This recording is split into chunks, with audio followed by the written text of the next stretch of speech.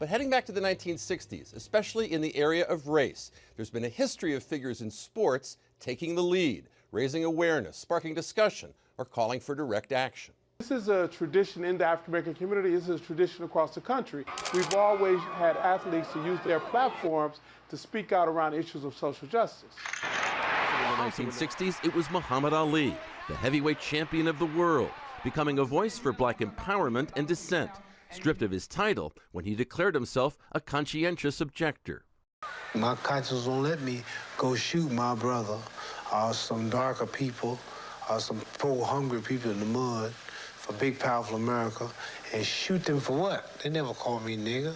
They never lynched me. They never put no dogs on me. They never robbed me of my nationality, raped and killed my mother and father. What, I'm going to shoot them for what? How can I go shoot them? Them little poor little black people, little babies and children and women.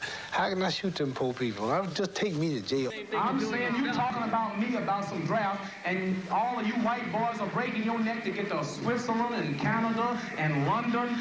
I'm not going to help nobody get something my Negroes don't have. If I'm going to die, I'll die now, right here fighting you.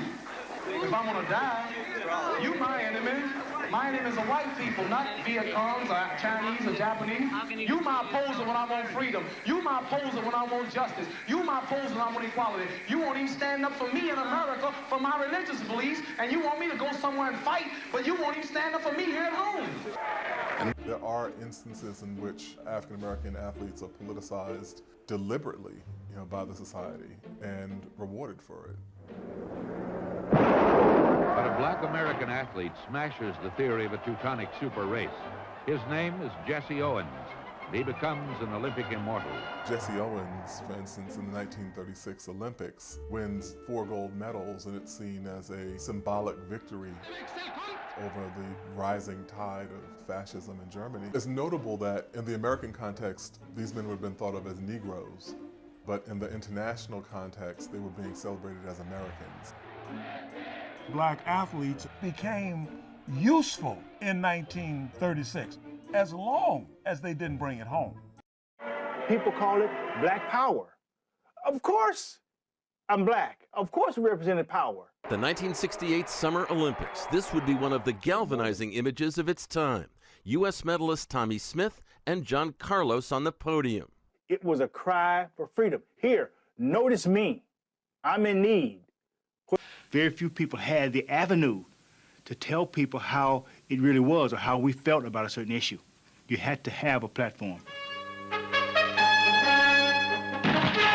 To win gold medals for one's country and still feel a second-class citizen is the bitter paradox facing many colored Americans.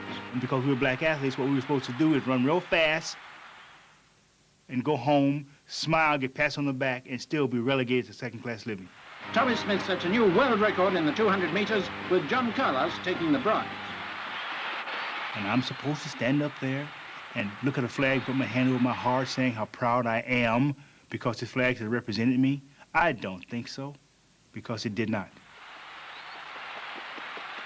So when the national anthem started playing, I was not looking at the ground.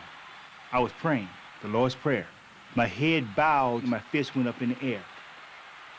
I wore black gloves to represent social power or black power. I wore socks, not shoes, to represent poverty. I wore a black scarf around my neck to symbolize the lynching, the hangings that black folks went through while building this country.